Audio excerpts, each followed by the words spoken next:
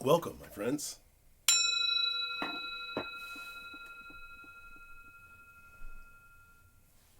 Let's take our nice breath and a big sigh. Make the ah sound. Welcome. Welcome back. My name is Drake, and this is Touching the Edge. And we're involved with the 40-day program for having more of a yes for your life. More of a yes for who you are and what you are. And that happens every single day. Every single day, you have to make that yes again. You have to say yes to whatever it is that you're managing in that day. You know, every day we have to get inspired in order to make that yes work for us. The amount of commitment we have to saying yes is also the amount of commitment that that yes will be able to support us. And so that happens by doing basic things every day, by working towards calming and soothing our nervous system on a daily basis, and working for focusing our vision on where we want to go. And that's why we've been highlighting those four words: strength. Having the strength to not go towards what disturbs you, but to direct your energy towards where you want to go. Delight. Remember that delight comes from inside out and shines into the world. It's like enjoyment. When you enjoy something, the thing that you're enjoying is not bringing joy to you. You are bringing joy to that. The third word is joy. Really getting excited about your mission today. Really focusing on ways to make you feel a sense of confidence that you have control in some area of your life.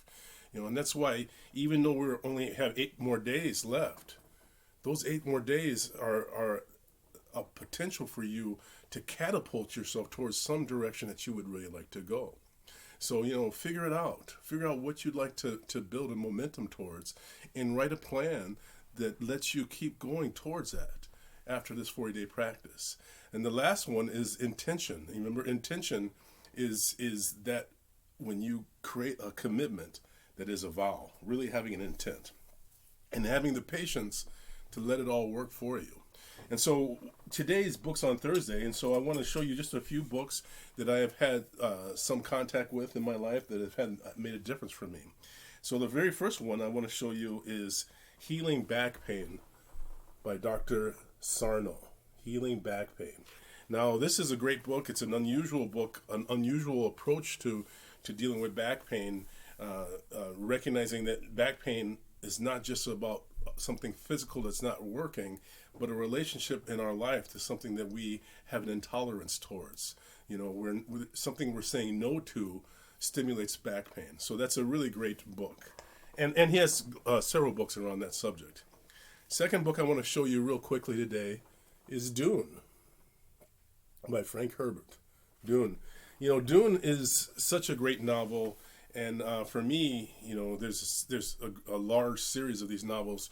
I really only focused on the first 3, which were the original 3 novels that he wrote. And you know, it's so great because it really has some of those elements about someone who is in an incredibly challenging situation, who seems utterly powerless at a certain point in the story, who eventually finds their power and turns out to be much more than he had anticipated.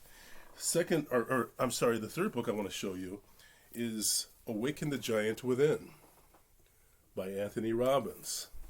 It's a classic. I don't think he's written that many books, but that one is a great book. And it's really about finding ways to shift yourself and finding ways to explore, you know, your palette of what works for you. So it's a great book. And my final book I want to show you today is my all-time favorite book, which is I Am That. And so it's a truly a really, really huge book in my life. It's the foundation of my own practice. And don't get me wrong, I've been highly influenced by Christianity, highly influenced by Zen Buddhism and Buddhism in general, and lots of other directions. But this particular book and the foundation of it, which is Advaita Vedanta, is this focus on the importance of what it means to be. What does that phrase actually mean, I am, and what is behind it?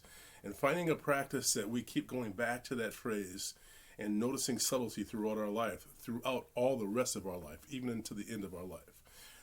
Focusing on I am is one of those practices that really makes leaving this world a much more graceful and much more beautiful event. So those are the 4 books. Remember, you have to study and you have to have contact with community. We only have, this is the 32nd day, so we have 9 days left, including today. let's really do something with this time. Let's feel enthusiastic about being able to make a change. We can do it. We can be the change that we want to see in the world, as Mr. Gandhi once said. So I am going to ring the bell. I'm going to ask you to listen carefully. Here we go.